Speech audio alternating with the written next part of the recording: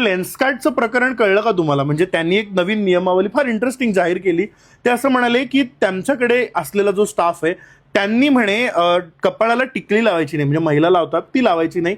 भांगेत सिंदूर बांगायचं नाही, म्हणजे आपल्याकडे युपी मधल्या लग्न झालेल्या महिला ते सिंदूर लावतात ते लावायचं नाही. रत्न जे आपण हातामध्ये घालतो पाचू वगैरे ते असे रत्न घालायचे नाहीत. आणि अशा हिंदू वेशभूषांवरती त्यांनी निर्बंध लावले.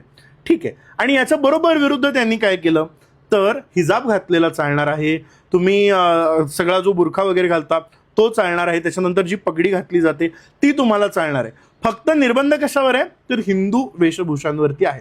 मला फार गंमत वाटली. तुम्ही सगळेजण एक प्रॅक्टिकली विचार करा, मी जे सांगतोय ना ते ऑब्झर्व करत जा. आपण जे सगळे हिंदू आहोत रस्त्याने जरा एक माझा व्हिडिओ बघितल्यानंतर 10 मिनिटं चालायला जा.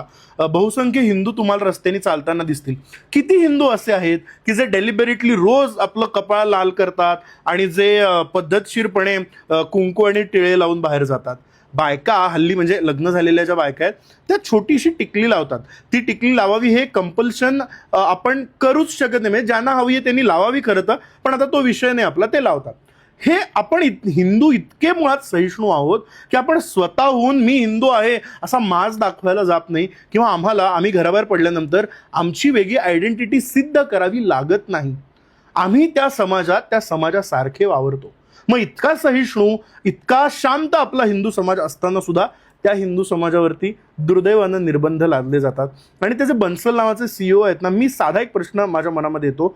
या देशामध्ये मी नेहमी तुम्हाला ही गोष्ट सांगतो ती ऑब्झर्व करत जा. जर समजा असं झालं असतं की मुसलमानांबद्दल अशी नियमावली लावली असती की त्यांनी हिजाब घालायचा नाही, त्यांनी बुरखा घालायचा नाही, त्यांनी त्यांचे कुठलेही म्हणजे 5 वेळा जी काय प्रार्थना हल्ली त्याला पण सोडतात ते काही करायचं नाही, तर आपल्या देशात काय झालं असतं? मी पुन्हा पुन्हा म्हणतो की हे सगळं बहुसंख्य हिंदू असून त्यांच्या धार्मिक भावनांवर असे निर्बंध आणले जातात आणि अल्पसंख्य मुसलमान किंवा इतर समाजाला काहीही बोलत नाही आणि आपण शांत आहोत याचा गैरफायदा घेतला जातो. प्रामाणिकपणे आजूबाजूला बघा मित्रांनो, मी जे सांगतोय ते पुन्हा पुन्हा घासून पुसून बघत जा. किती पुरोगामी या विषयावरती बोलता येतो. किती जणांना हिंदूंबद्दल खरंच काळजी वाटते की नाही? हा प्रश्नच चुकीचा आहे. हिंदूंच्या न्याय्य हक्कांवरती गदा आणणारा हा सवाल आहे असं म्हणून जे नेहमी न्यायाचे दाखले देतात असे किती पुरोगामी बोलतायत? कुणीच बोलत नाहीये. म्हणून मी नेहमी सांगतो की आपल्याला आपलं रक्षण करण्याची गरज आहे, आपल्यासाठी आपण उभं राहण्याची गरज आहे. लेन्सकार्टचं हे एक प्रकरण याच्या आधी मला वाटतं असंच एक प्रकरण घडलं होतं.